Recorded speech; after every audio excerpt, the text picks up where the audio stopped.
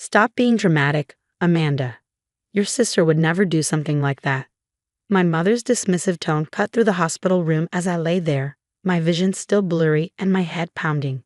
In the corner, my sister Olivia stood with her arms crossed, that familiar smirk playing on her lips. I'm Amanda Collins, 24, and I've spent my entire life being told I'm too sensitive, dramatic, or attention-seeking. But this time was different. This time, I knew exactly what had happened, even if my family refused to believe me. It started at our monthly family dinner. Everything seemed normal. Mom's lasagna, Dad's bad jokes, and Olivia's subtle jabs at my life choices. I'd recently been promoted to lead researcher at a pharmaceutical lab, while Olivia, 2 years younger, was still finding herself on our parents' dime. Another late night at the lab? Olivia asked, her voice dripping with fake concern as she poured me a glass of wine. You should really get out more, live a little. I took a sip, noticing something slightly off about the taste, but Mom had already launched into her favorite topic. When was I going to settle down and give her grandchildren? I ignored the strange bitter aftertaste, attributing it to the new wine brand. 20 minutes later, the room started spinning. I don't feel right, I mumbled, gripping the table. My parents exchanged knowing looks, the same ones they'd shared since we were kids whenever they thought I was being theatrical. Maybe if you didn't work so much, you could handle a glass of wine, Olivia suggested sweetly, but through my increasingly blurred vision, I caught the gleam in her eyes. The next thing I knew, I was on the floor, my body convulsing. The last thing I heard before everything went black was Olivia's voice. See, always has to be the center of attention. I woke up in a hospital, my parents hovering nearby, their faces a mix of annoyance and embarrassment. The doctors say it was probably just exhaustion, Mom explained, patting my hand condescendingly. You always push yourself too hard. But I knew better. I'd been working with chemical compounds long enough to recognize the symptoms. She put something in my drink. I insisted, my voice hoarse. Olivia spiked my wine. Here we go again, Dad sighed, running a hand through his gray hair. Always blaming your sister for everything. Olivia stepped forward, tears welling up in her perfect green eyes. How could you accuse me of something so horrible? I'm your sister. Her performance was flawless. It always had been. Growing up, Olivia had mastered the art of torment. She'd break my things and cry about accidentally finding them broken. She'd push me down the stairs and sob about how I tripped. Every time, my parents believed her golden child over me, their difficult daughter. But this time was different. This time, I had science on my side. When the nurse came in to check my vitals, I grabbed her hand. I need a toxicology screen, I whispered. Please, I know something was in my drink. The nurse looked at me, then at my family, before nodding slightly. Dr. Matthews already ordered one, honey. Standard procedure for unexplained collapses. Relief flooded through me. Finally, there would be proof. This is ridiculous, Mom declared, gathering her designer purse. We're not going to sit here and indulge these paranoid fantasies. Olivia, let's go get some coffee while your sister calms down. As they left the room, Olivia lingered behind for a moment. The caring sister act dropped, replaced by the cold smile I knew too well. You know what your problem is, sis, she whispered. You never learned to just stay in your lane.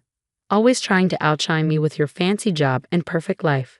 Sometimes people need a little reminder of their place. I stared at her, finally understanding. This wasn't just her usual cruelty. She'd actually tried to hurt me because I was succeeding in life. Because for once, I was doing better than her. The blood test will show what you did, I said firmly. She laughed, the sound like ice cracking. Please, it'll be your word against mine. Who do you think they'll believe? They never choose you. As she sauntered out, her words rang in my ears. She was right, they never did choose me. But maybe they wouldn't have a choice this time. I reached for my phone, hands shaking slightly, and called the one person who would always believe me. My best friend Kate, a detective with the local police. I need your help, I said when she answered, and I need you to get here before those test results come back. On my way, she replied without hesitation. Don't let them discharge you.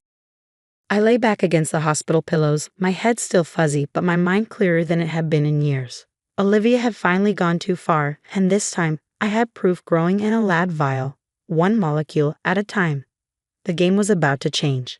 Kate arrived before my family returned, her detective badge glinting under the harsh hospital lights. She took one look at my pale face and clenched her jaw. "Tell me everything," she said, pulling out her notepad. I explained about the wine, the bitter taste, Olivia's behavior, and years of similar incidents that had been dismissed.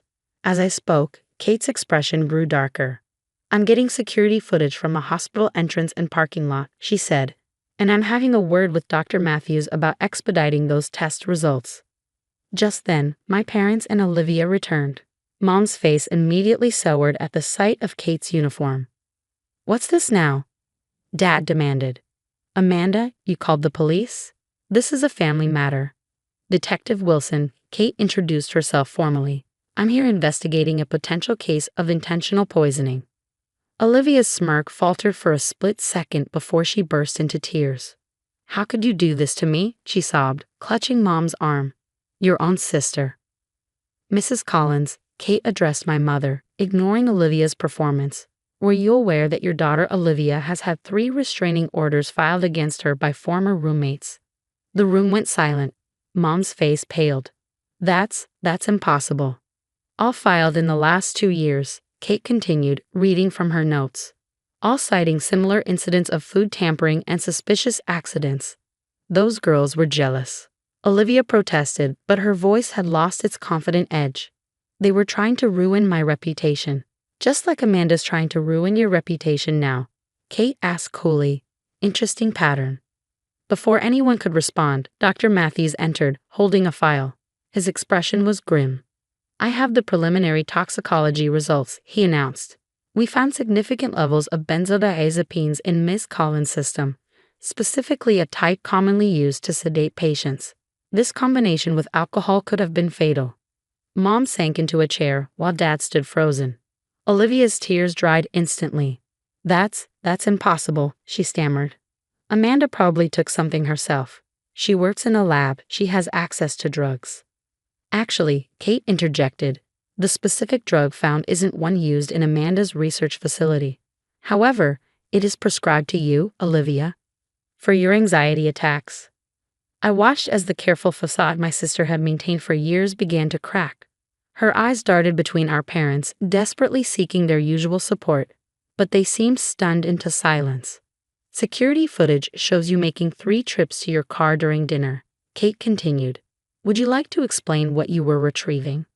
"I want a lawyer," Olivia snapped, her mask completely falling away. "I'm not saying another word." "Olivia?" Mom's voice was barely a whisper. "Tell me you didn't." But Olivia's silence spoke volumes. For the first time in our lives, our parents were seeing her true face. "Mrs. Collins," Dr. Matthews said firmly, "your daughter Amanda could have died. The amount of sedatives in her system, combined with alcohol, could have stopped her heart. This wasn't a prank or a cry for attention. It was attempted murder." Dad stumbled backward, looking like he aged 10 years in 10 minutes. "All those times," he muttered. "All those accidents Amanda told us about. Were they really accidents, Mr. Collins?" Kate asked, though we all knew the answer. Security arrived to escort Olivia out of the room. As they led her away, she turned to her parents one last time, desperate for their intervention. But this time, there was no defense, no dismissal of my claims, no protection for their precious golden child. "I did it for you," she screamed as they pulled her away. "She was always making us look bad with her perfect job and her perfect life. You never loved me as much as her." I watched my parents crumble under the weight of their own willful blindness. Years of ignored warnings, dismissed concerns, and enabled behavior had led to this moment. "Amanda," Mom choked out, reaching for my hand. We didn't know. We didn't want to see." I pulled my hand away. "You didn't want to know," I corrected her. "There's a difference." Kate squeezed my shoulder supportively. "We'll need to take your formal statement once you're feeling stronger. For now, rest. You're safe."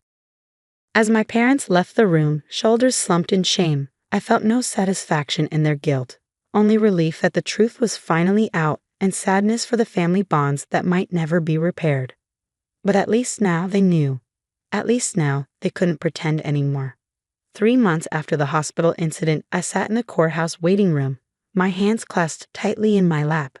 The preliminary hearing for Olivia's case was today, and despite my outward calm, My heart was racing.